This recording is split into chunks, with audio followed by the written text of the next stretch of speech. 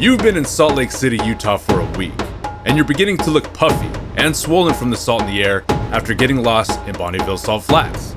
The wind burn is destroying your sweet, delicate lips as you stuff your face with another croissant from Eva's Bakery.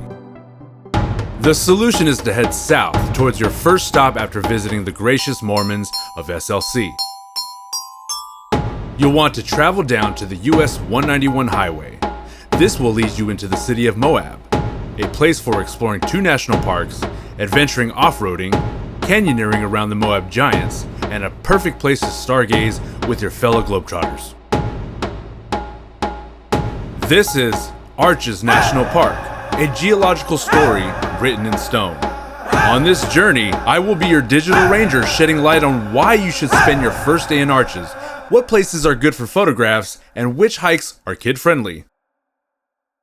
You'll realize that Arches is a more popular national park compared to Canyonland. After snagging a park map, you'll realize there are many stops on the dry seabed. However, this park is drive-through friendly, with many ways of accessing a restroom. Your first objective is to view the Windows viewpoint, but along the way, you'll see Park Avenue and Saw Mountains viewpoints. When you arrive at the Windows viewpoint, you'll find a restroom at the parking lot. On this trail loop, you'll notice an anticline view of the north window, south window, and the turret arch. The hike is graceful and delicate and takes about 30 to 60 minutes to complete. The north window begins with gravel and stone steps without railing. You'll then ascend to an area of breathtaking views for family photos and video. Across the way, you'll take notice of your next stop, Turret Arch.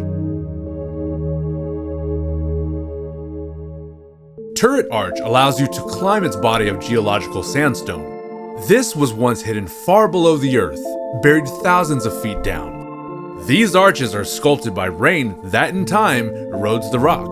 Then, the deteriorating sediment makes its way to the Colorado River. We found ourselves fortunate enough to come across an opportunity to find ice over the course of November. In spite of the fact of temperature was a factor of the 2 holes forming in the ice, watching what erosion would look like in real time was truly fascinating. Now that we have finished our first hike, we'll now head to Delicate Arch Viewpoint Trail. On the way to our next destination, there are many photo-worthy spots and more restrooms. You'll observe additional sandstone formations rising prominently from the Earth's surface. The silence of the environment makes you feel as if you're living in a Mars-like atmosphere. One of the most breathtaking sights is Balanced Rock, where 128 feet of Dewey Bridge mudstone layers merge with the lower base to support the massive boulder above.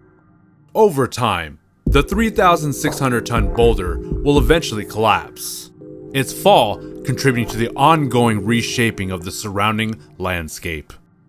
If you have time, consider hiking the lower Delicate Arch Viewpoint Trail.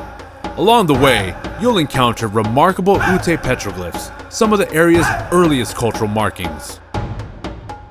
The trail is roughly 3 miles and includes steep sections as it approaches Delicate Arch, but it's manageable for children who are comfortable with heights. If you're short on time, the upper viewpoint offers a shorter alternative with impressive views.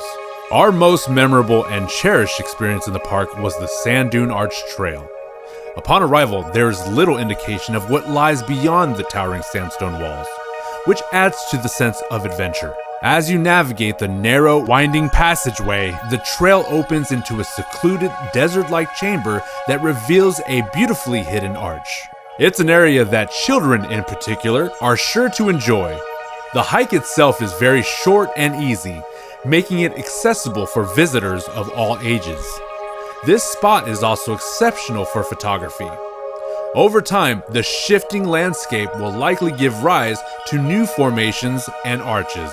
The Sand Dune Arch is approximately 0.6 kilometers. The duration of the short hike is about 15 to 30 minutes. After you hike through the sandstone fins, make your way across to Broken Arch using the same trail.